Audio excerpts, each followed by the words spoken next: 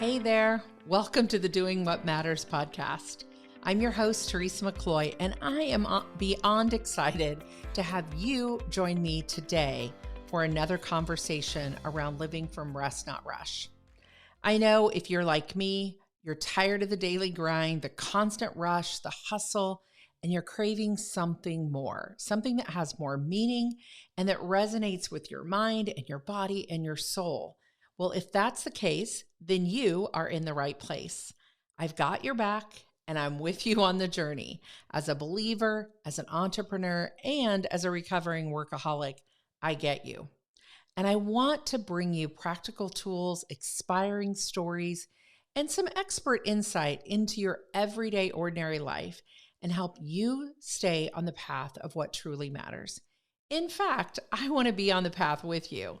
Community matters to me as we live from rest, not rush. So thanks for being with me on the journey as we do this together, and let's get started in this week's conversation. What I want to start out with today is this idea of community. Now, I know on the podcast, it's just you and I'm in your little earbuds, and we're doing this great conversation, and I so appreciate you listening. But I also really believe in community and in coming together around community. So I have something to announce to you that I'm super excited about. This is the first time I've talked about it on the podcast, and it's coming in just a few short weeks. So I'm recording this in November of 2023, and in January of 2024, we'll be launching our new real life process community. Absolutely free, and I want you to be one of the first to know about it. We are behind the scenes, working like crazy to build out all the parts and all the pieces of this. And I want to say we, because this is myself and my team, cannot wait to have you join us there. I'll be there hanging out. This is the place for us to connect together. So here's where I want you to go. thereallifeprocess.com/join. thereallifeprocess.com/join. Remember, we spell real life with one L. So if you really want to get it right, you can go to the show notes. It'll be linked there, but it's thereallifeprocess.com/join. Fill in your email. That's all you have to do. There's no sequences. There's no other emails that you're going to get. But that way you can get on the list to be one of the first to know. So even if you're already on our email list, even if you've already done things, you get our weekly email that comes out on Thursday, go ahead, jump on over to thereallifeprocess.com/join and put in your email so you get this specific email launch about our new real life process community. We can't wait for 2024 to get here so we can launch it out, which crazily enough is just in about 8 short weeks. 8 or 9 weeks, you'll see an email about that. And we want you to come over there and join us. You personally have an invitation from me. So with all that being said, let's get to today's conversation.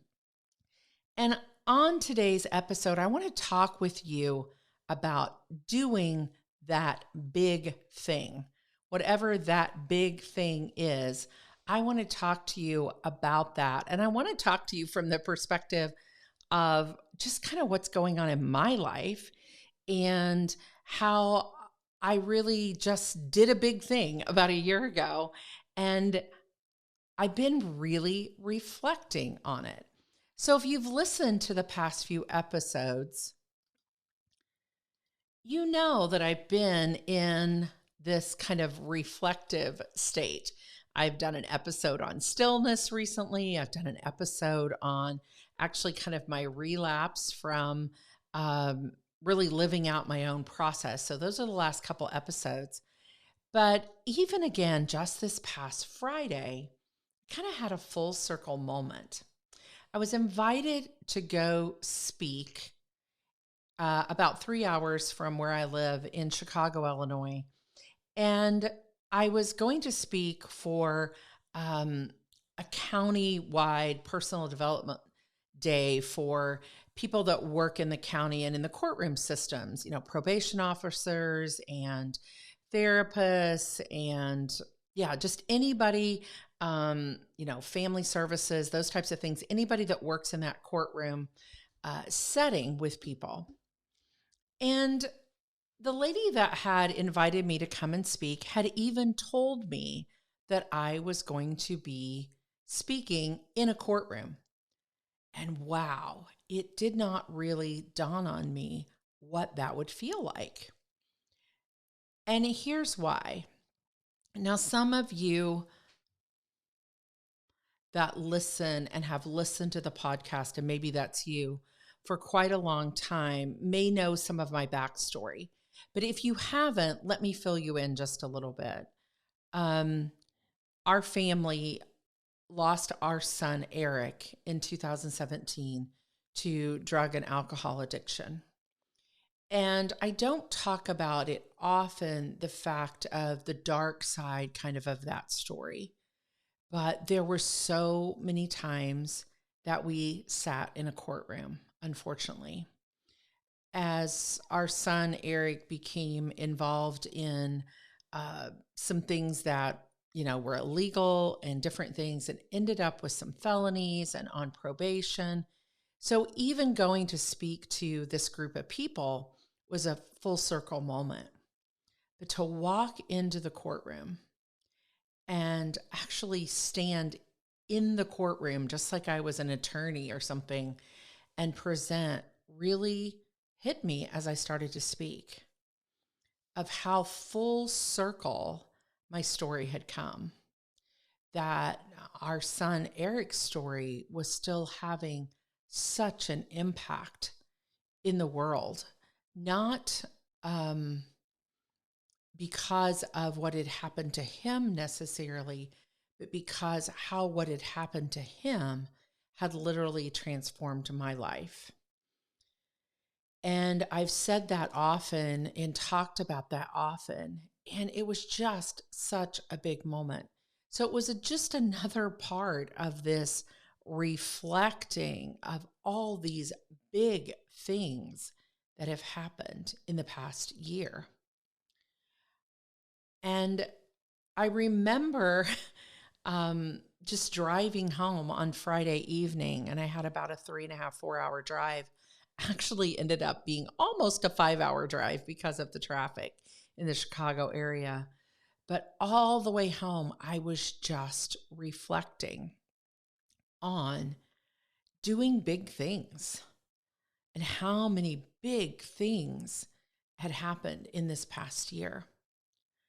But the one I want to talk about a little bit today and reflect on is doing this big thing that actually happened November 1st of 2022. And this podcast is coming out on November 1st of 2023. So exactly a year ago, my book was released. The book, Do What Matters, Live From Rest, Not Rush. And as I think about doing that big thing of writing a book, I don't think it matters what the big thing is, but I was just reflecting back on how do we do these big things? I've been reading a book recently off and on. I haven't gotten all the way through it, I'll be honest, but this 10X is better than 2X by Dan Sullivan. Not sure that's the exact title. And it's this idea of how do we do those big things that we're the only one that's meant to do it. And I wonder, as I say that and you're listening, what is it that comes to mind when I say there is something out there that God has for you, that you're the only one that can do it? And that's the big thing. I'm the only one that could have written the book that I wrote because it's my story and it has my coaching framework in it and my life rule of life framework in it and how I live my life. So it's very personal. But what's the big thing that comes to mind when I ask that question for you? And when you think about that big thing, what's the one small step that it might take for you to start down that path to doing that big thing? When I was finally ready to write the book, I remember booking a week in Florida all by myself at a resort there. And I remember taking the things I thought I would need, my laptop, a few other things, and getting up that very first morning and thinking, okay, I'm going to start. I'm going to take a small step and I'm going to start. I had heard lots of other people who've written books to say, just write, just put some things down. So I got out my laptop and I just started writing.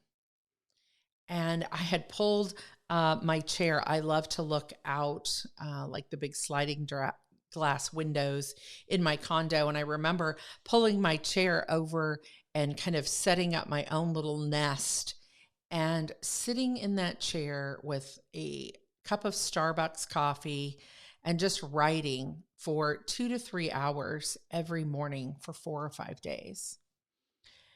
Just nestling in and being in the groove. And even though I was in Florida and it was beautiful outside, I just opened the sliding glass door and it was probably on the 4th or 5th floor.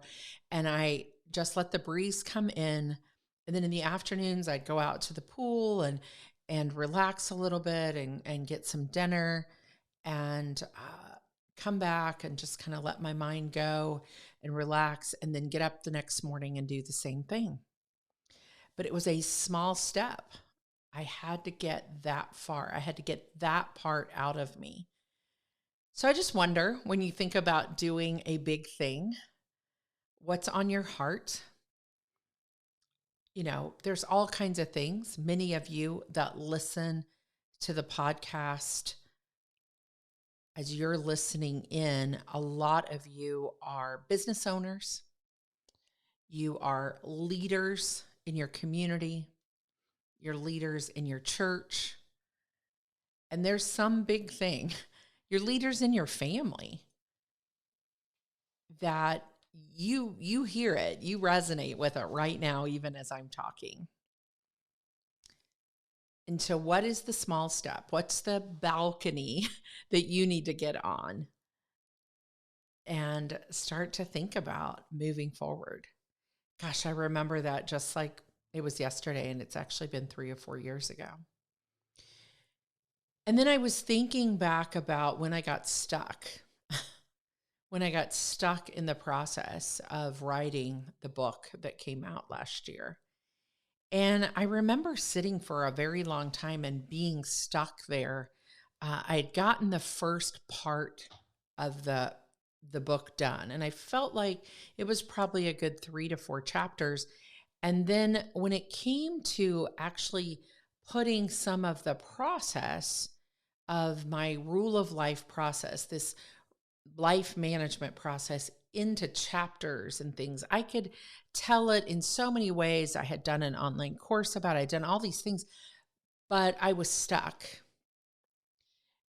And I knew I needed help to do the big thing, to get me over the hurdle. And this is why I so believe in networking within your industry, in knowing people, having a circle of trust, being in a mastermind, being in something that's a community-based something, because that's where I reached out to when I got stuck. And I talked to a couple of different people, and then I made one phone call. Actually, I think I texted a friend of mine. His name is Nick. And I reached out and I said, I'm stuck. Everybody's been telling me to do this big thing, to write this book, to do the big thing, and I'm stuck. And Nick taking about 30 minutes, talking me through it. You know, when you have those moments where you know exactly where you were and what you were doing. And I remember I was sitting in my car back behind in the parking lot behind my co-working space having this conversation with Nick. And him saying, I think I know who can help you. And again, referring to a Dan Sullivan book, Who Not How, which he talks about a lot in the 10X book. I needed a who. The first who was Nick, and then Nick knew a who. And so many times when you go to do a big thing, you'll need a who. So don't be afraid to ask. It took a lot of courage, I'll be honest, to say, I can't do this by myself. I don't feel that I can write it, that I can organize it, that it'll make sense. And I needed someone to pull that out of me, to come alongside me to do my big thing. I think what's interesting is there are people that are wired in their personalities to come alongside of us and help us do our big thing. So I encourage you to keep your mind open to that. Who's the who? I was blessed that the who that Nick had said yes and came alongside of me and coached me through my book and helped me put my thoughts into organized ideas, helped to write some of the content that's in the book and organized it for me and made it make sense and pulled stories out of me. And I'm so proud of the book of Do What Matters, Live from Rest, Not Rush. I am so proud of it. And then I remember the pure joy that I had last year on November 1st when the book came out. Now, did we do all the steps perfect to launch the book? No, we did not. But we did it. I did it. And you can hear sometimes I even struggle to say I did it. I always want to bring in my whole team because they were a part of it. From launching the book to the big book party that we had to all the things, to celebrating doing the big things. And I remember the joy. I remember taking our whole team out for lunch that day and just celebrating. And what a joy it was. My parents came down and my daughter was there and her husband, and just the joy of that. And to this day, I still cannot believe that I wrote a book. But it was the big thing that I was called to do.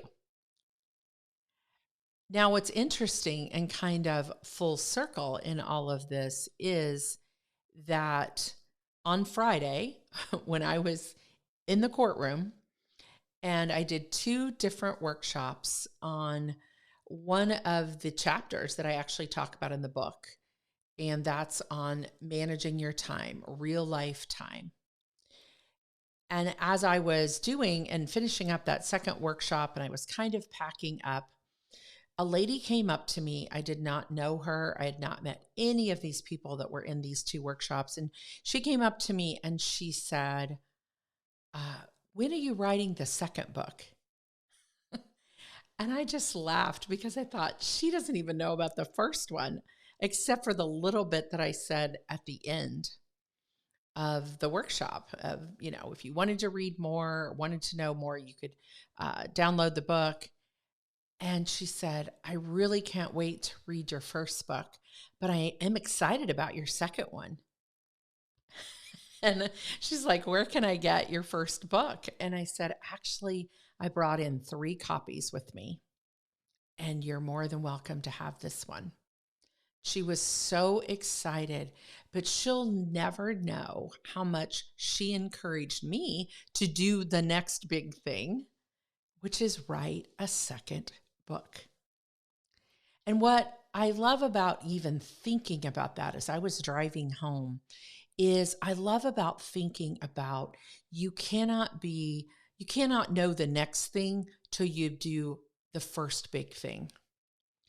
And Dan Sullivan really talks about that in his book of, as leaders, as entrepreneurs, as achievers, as people that see the bigness of who God is, that next thing comes, the next big thing comes after you do a big thing. So I just left that courtroom on Friday very, very grateful for this random person, which is just like God, isn't it? To use some random person to plant the seed, which I've been thinking about it. I've been thinking there's probably another book. And I would have never thought of myself as an author. I still don't, but I know it's how content and things that I'm to say to the world can come together. So I don't know what the big thing is for you, but for me, it's probably, no, it's not probably. It is writing a second book. And I know that doing this big thing and the next big thing, we're in this together, you and I, and let's do big things together. I know it's been life-changing for me, and I know it can be life-changing for you. And I'll be glad to come walk alongside you in doing it. I hope even by this podcast, it encourages you and says, wow, someone's in my corner and they're going to walk with me to do the big thing. So put some thought into what that big thing is and make sure you join us over in this new community that we're forming, because that'll be a place that we can discuss these big things, that we can see dreams take shape and we can encourage each other and we can come there together to see what 2024 has for all these big things that God has in store for us, for you, for me, for us together. And so join me over at thereallifeprocess.com/join so that we can start out, so we can start building this community, this place where we can talk, this place where we can chat openly and connect with one another. And we'll see what 2024 has for you and for me as we do these big things. As we close out today, I just want to encourage you that look for the moments. Man, I had so many moments on Friday when I was standing in that courtroom and being there and redeeming that space and just saying so many good things can happen in a courtroom. And I have had some good things. The adoption of my 2 children happened in a courtroom.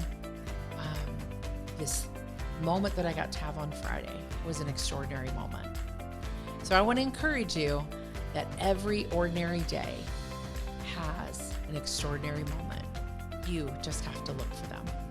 And I will be back with you next week on the Doing What Matters podcast.